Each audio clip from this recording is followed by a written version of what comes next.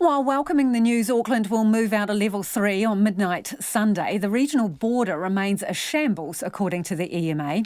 The country's biggest city will head into a kind of level 2.5, where schools, hospitality, retail and other businesses that can operate under level 2 can open. But in Auckland, there will still be a 10-person limit on gatherings, with an exception of up to 50 people for tangihanga and funerals.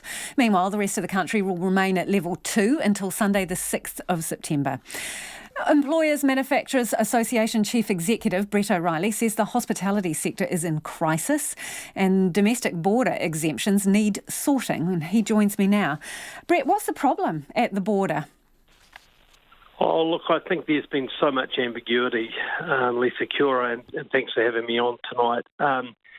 The frustration from businesses that we pick up through the business helpline and the regular contact that we get has just been palpable. And, the Ministry of Health have really let us down badly in the way the border has been managed.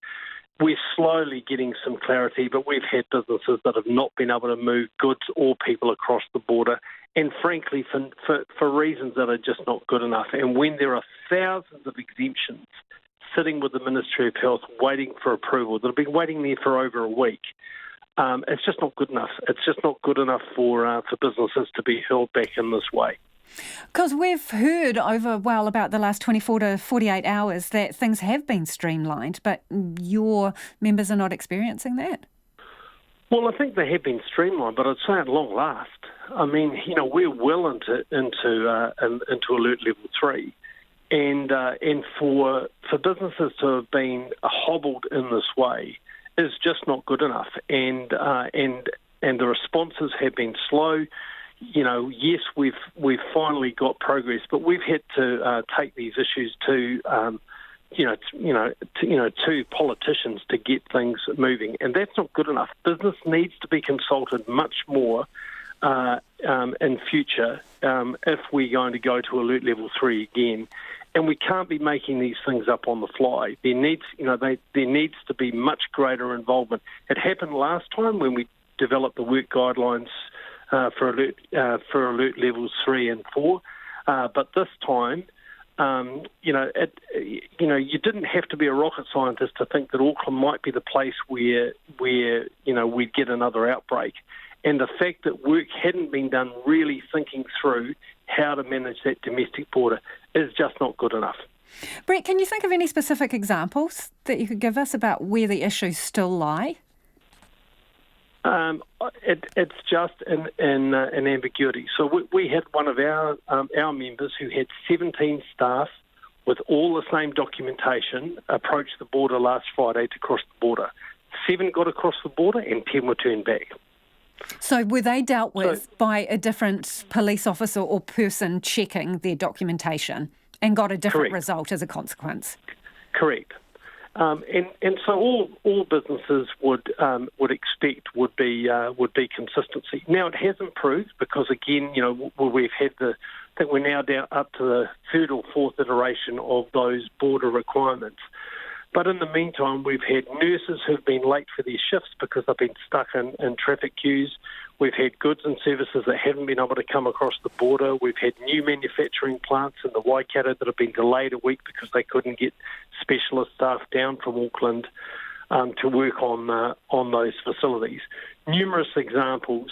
And New Zealand deserves better than that. This city has a reputation of hosting major events, many of which I was involved with in a previous life, and we know actually how to do this command and control piece. And so what's been different this time? It's been the difference that the Ministry of Health have been calling the shots, and operationally, it's just not been up to scratch. You say that we need to get it sorted for next time. Are you anticipating that, you are going to be going in and out of different levels for some time yet? Well, whether it's this pandemic or a future one, or whether it's, I think, it's not unreasonable for us to expect that we have really good operational management on the ground. And it might be somewhere else in New Zealand that has to deal with it next. So let's learn the lessons from Auckland. Let's try and streamline the remaining few days, because we've still got another 4 days of businesses having to operate under Alert Level 3, and let's make sure that all of those businesses can operate.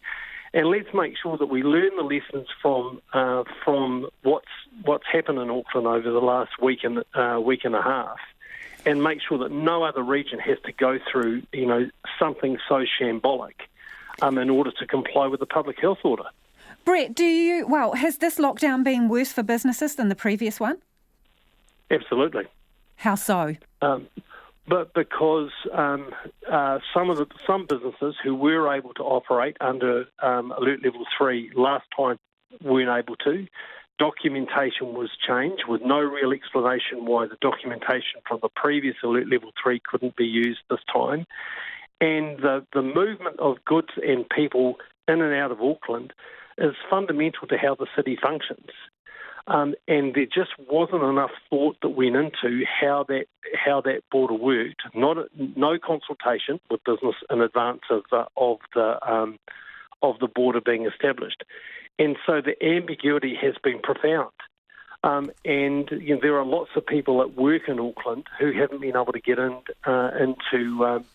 work here, and lots of people that are in Auckland who work outside of Auckland who haven't been able to move. So it's been very difficult. And then I think just the ongoing impact on hospitality is profound. And that's a sector where, if you talk to Marissa Boudoir and other people, who are leaders in that sector, this is pretty cold comfort for them moving to Alert Level 2. Some will be able to try and operate under the Alert Level 2 guidelines, but for many bars and restaurants, this is a pretty tough time, and there's a lot of jobs in that sector. Appreciate your time this evening. That is Brett O'Reilly, who is the CEO of the EMA, the Employers and Manufacturers Association.